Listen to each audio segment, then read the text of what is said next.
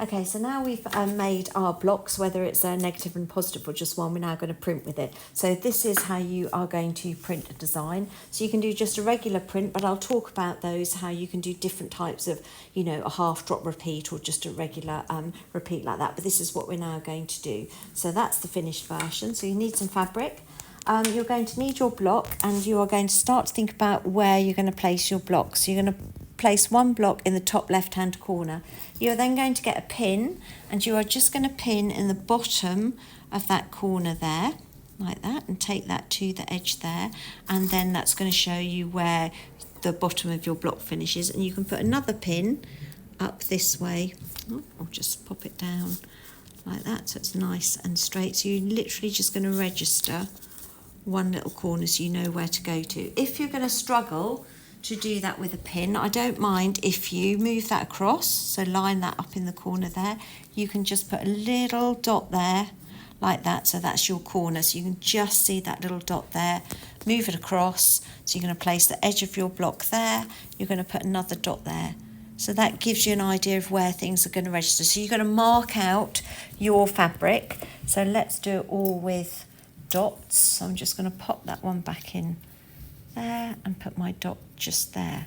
So you're going to bring that down, you're going to place your top corner, so that corner there is now going to be placed where that little dot is there. Straighten it up and then do another little dot in the right hand corner. So it's just going to have a series of dots going across, so it gives you an idea of where to line up your blocks. And that should be enough, because you can then line that up there and keep going across like that. Okay, so once you've got your fabric prepped, the next thing you need to do is get your tray, choose your fabric printing colours, and we've got some sponges. So I'm going to leave my block on there. I'm going to now move across over to here, and I'm going to start with blue. I'm going to give that a shake. Just going to squeeze a little bit out like that. Okay, so it's quite a good generous amount. You're then going to use a sponge. So we've got a clean sponge, dry sponge here. You're going to pick up your block, and you are going to put some onto your sponge. It doesn't have to cover the whole of the sponge, so just one corner, and then you are literally going to just put it onto your block like this. So just where your neoprene is. It is going to go onto the block underneath. Of course it is onto the wood, but you need to make sure you've got nice even coverage on your block. You are going to get dirty fingers here. Turn it round, sponge it on. And when you think you've got a nice coverage, and that, just give it a final little all over. Pop your sponge down, and then we're going to turn this over, and we're now going to print it. So we're going to start in our top left corner. We're going to pop this down.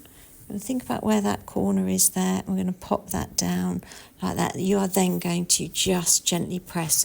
You could, if you want to, just get a nice even press. You can get a little dry roller, and we can just roller that across. Okay, and when we lift this up, we should hopefully have a nice print like that. Okay, so the next thing is you can do the same print, so you can then print that. So if imagine I had printed that, that would look like that. Or you could think, actually, I'd quite like to, like the one in my example I showed you, I would quite like to have the negative and the positive. So if you're going to do this, the opposite one, you're going to leave this square blank. So we're going to print all of these purple ones first. So we're going to miss one and print in the next one. So I'm going to do that, or you just keep going straight across. So I'm just going to load this up again. And then we're just going to keep going across. So we're going to do all the alternate ones, because I want to do positive, negative, positive, negative. So we're going to do all one first. Keep your fingers white, so I'm just going to pick that up. So we're going to skip that one. So we're not going to go there. We're going to move across one, and we're just going to pop that down there. Watch out, your fingers are going to be slightly dirty. I'm going to use a dry roller.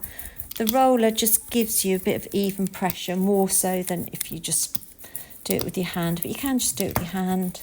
Give it a roll. When you think that's done, we're just going to lift that. So hold your fabric down, lift that up, and you can see we've now got space to put in that one, which is going to be a different colour, so we're going to get it repeating like that. So I'll finish this off and we'll come back to that. Okay, so now I've finished printing all of my purple ones. I am going to do it 2 tones, so you can see that I've missed every other one, then I've dropped down to here. You could have done that in lines, but I think it's quite nice to do a checkerboard effect. So I'm now just going to print one of these. So of course so that was my purple side, the ones I've printed. We're now going to turn it over and I've now got the other side. I'm going to change colour, so I'm going to load it up with the green this time. So it's exactly the same. Can't help but get dirty fingers, hands, but it all washes off. But obviously you're going to wear aprons, tie all your hair back, roll up your sleeves. Right, so that's now loaded, so we're going to pop it inside there, going to flip it over, and we're just going to line it up very carefully, lay that down, and then my dry roller, I'm just going to roll over the back here, which is obviously going to save putting your hands down because this is still wet because I've been printing with it. And there we go, so it still works. So you can now see how you've got your negatives and positives. So you'd load it again and repeat. So I'd probably do this one here, or I might do those, but you're going to cover it, fill in all the gaps, and that's all there is to it. So I'm just doing my last one, so I'm doing the dry roll. So it's the very last one, and hopefully we're now going to see it's all printed. And there you have your checkerboard effect. So you could do different patterns, different colours. You could just do that, and how nice is that?